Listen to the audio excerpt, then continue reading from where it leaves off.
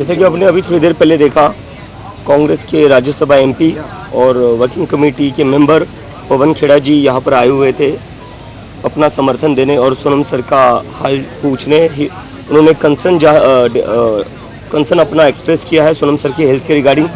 So we would like to thank Pawan Khera ji and the Congress party for extending their support. वो भी same ही मुद्दे पर लड़ाई लड़ रहे हैं, हम भी सेम ही मुद्दे पर लड़ाई लड़ रहे हैं और वक्त आ गया है कि सभी लोगों को, इस देश की पूरी जनता को अपने जो भी डिफरेंसेस है सारे साइड में रख कर एक साथ आना होगा देश में अकाउंटेबिलिटी वापस लाने के लिए। और दूसरी एक बात, बहुत ही इंपॉर्टेंट बात है, आज सोनम सर का अनशन का 20वां दिन है। 20 दिन से सोनम सर अनशन पर है। वो ना हनी ले रहे ना लेमन ले रहे, बस सॉल्ट एंड वाटर ले रहे हैं। हम सुनते हैं आमतौर पर कि लोगों का अनशन काफ़ी महीनों तक चलता है। उसमें ये होता है कि वो लोग हनी और लेमन यूज़ करते हैं, लेकिन सोनम सर वो तक यूज़ नहीं कर रहे। वो उनका जो हंगर स्ट्राइक है वो एक्सट्रीमली डिफ़िकल्ट है। वो सिर्फ सॉल्ट ले रहे, बिना हनी और लेमन के 20 दिन तक अनशन करना इज़ वेरी डिफ़िकल्ट। बट वो अभी भी डिटरमाइंड है कि वो अपना अनशन जारी रखेंगे, पीछे नहीं लेंगे जब तक देश में अकाउंटेबिलिटी फिक्स नहीं होती है। 20 तारीख के लिए पवन खेड़ा जी से कुछ बात हुआ, 20 तारीख का वो लोग कांग्रेस का सपोर्ट होगा उसमें? जी जी, उस पर वो बताएंगे आगे, लेकिन अभी के लिए उन्होंने हम अपना समर्थन डिक्लेयर किया है और सोनम सर को भी बोला है उन्होंने कि वो सोनम सर का पूरा सपोर्ट करते हैं और डिमांड्स का पूरा सपोर्ट करते हैं जो भी यहाँ पर है।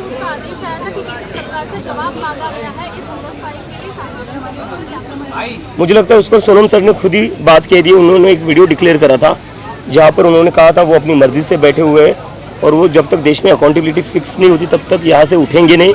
उन्हें कोई ज़बरदस्ती सरकार उठा नहीं सकती, ये सर ने खुद ही कहा है। और सर ने ये भी कहा है कि अगर सरकार को सोनम सर का अनशन तोड़ना है या रिजॉल्व करवाना है तो सोनम सर की बात मान लेना, बात मान लीजिए, मुद्दा यहीं पर खत्म हो जाएगा, अनशन यहीं पर खत्म हो जाएगा। वो बात क्यों नहीं मान रहे? अभिजीत भाई, कल केजरीवाल जी भी आए थे, तो इन तमाम पार्टियों से आपको किस तरह का सहयोग मिल रहा है? जैसा कि पवन खेड़ा जी भी आ जाए थे, तो इन पार्टियों को आपकी किस तरह सहयोग कर रहे हैं? देखिए, सारी पॉलिटिकल पार्टियां अपने डिफरेंसेस असाइड रखकर एक मुद्दे से जुड़ रही है, जो बहुत ही अच्छी बात है, क्योंकि ये किसी एक पार्टी का मुद्दा नहीं है, ये देश के करोड़ों स्टूडेंट्स को अफेक्ट करने वाला मुद्दा है। तो सारे स्टूडेंट्स के लिए, सारे युवाओं के लिए सारी पार्टियां एक साथ आ रही है, तो हम सभी पार्टियों का बहुत बहुत धन्यवाद करते हैं। बीजेपी के सांसद मनोज तिवारी ने इसको आम आदमी पार्टी और अन्ना हजारे मूवमेंट का एक्सटेंशन बताया है सीजेपी प्रोटेस्ट को। अच्छा, इस पे आप क्या कहेंगे? इस पर मैं कुछ कमेंट नहीं करूंगा। मैं बस उनसे ये कहना चाहूँगा कि 20 से ज़्यादा बच्चों ने आत्महत्या करी है, उनके परिवार आज भी दुखी है, उनके परिवार आज भी रो रहे हैं अपने बच्चों के लिए। ये सब आरोप प्रत्यारोप करने की बजाय एक बार उन परिवारों से जाकर मिलिए, क्योंकि वो परिवार मुझे बता रहे हैं, मैं कई सारे परिवारों से मिलकर आया हूँ, वो परिवार बता रहे कि ना बीजेपी से ना सरकार से उनके पास एक भी इंसान गया है बात करने के लिए।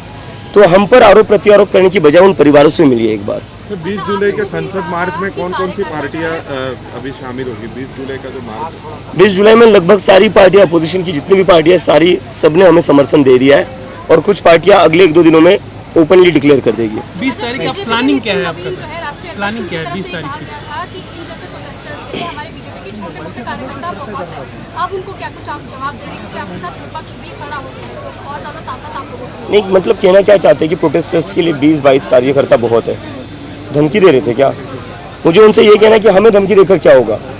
हमें धमकी देकर या हम पर हमला करवा कर पेपर लीक रुकेंगे? हमें धमकी देकर या हम पर हमला कर क्या जो 20 बच्चों की मौत हुई है धर्मेंद्र प्रधान के फेलियर की वजह से, क्या वो बच्चे वापस आ जाएंगे? तो ये सारी हरकतें करने की बजाय आप जिस चीज़ के लिए आपको चुना गया है, जिस चीज़ के लिए आपको मंत्री बनाया गया है, जिस चीज़ के लिए आपकी सरकार बनी हुई है, वो काम क्यों नहीं करते आप अपना काम छोड़कर बस गुंडागिरी धमकी देने में लगे हुए हो। क्या आपको लगता है कि सरकार या दिल्ली पुलिस आपको संसद तक पहुंचने देगी 20 मार्च को? क्यों नहीं पहुंचने देगी? संसद जो है वो हमारे वोट से ही नहीं, हमारे पैसे से भी चलती है। इस देश के टैक्स पेयर के पैसे से ही तो संसद चलती है ना। और हम बहुत शांतिप्रिय लोग हैं। आप देख रहे हैं आज हमारा प्रोटेस्ट का 28वां दिन है, लगभग 1 महीना हो चुका है हमारे प्रोटेस्ट को। इतनी कड़ी धूप में बारिश भी हुई, हम फिर भी यहाँ पर शांतिपूर्ण तरीके से बैठे हुए हैं। पूरी मीडिया गवाह है, दिल्ली पुलिस के भी कैमरा 24 घंटे हमें रिकॉर्ड कर रहे हैं। उन्हें भी आज तक एक गलत चीज़ नहीं मिली हमसे, हमने कहीं से कोई गलत स्टेटमेंट नहीं दिया है, कोई देश विरोधी स्टेटमेंट नहीं हुआ है। ये बहुत ही शांतिप्रिय और देशभक्त प्रोटेस्ट है।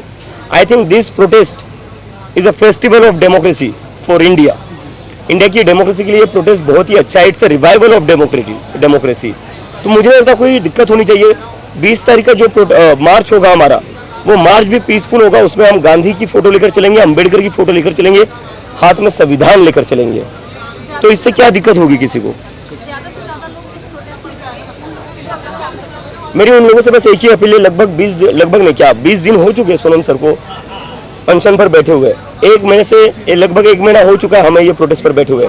अगर हम लोग यहाँ पर एक महीना बैठ सकते हैं, सोनम सर 20 दिनों तक अनशन पर बैठ सकते हैं, तो आप एक दिन निकाल कर अपने फ्यूचर के लिए तो आ सकते हो। तो मेरी सभी से रिक्वेस्ट है, जितने भी लोग ये वीडियो देख रहे हैं, 20 जुलाई को मंडे है, मुझे पता है आपका ऑफिस होगा, कॉलेज होगा या स्कूल होगा, एक दिन की छुट्टी के लिए, अपने फ्यूचर के लिए, इस देश के फ्यूचर के लिए एक दिन निकाल कर आइए और हम साथ में संसद चलते हैं अपनी बात रखने के लिए। Thank you. अगर आपको ये हमारा वीडियो पसंद आया हो तो इसे लाइक और शेयर करना बिल्कुल ना भूलें। साथ ही हमारे चैनल न्यूज गंगा को सब्सक्राइब और फॉलो जरूर करें ताकि देश और दुनिया की हर बड़ी खबर आप तक सबसे पहले पहुंचे।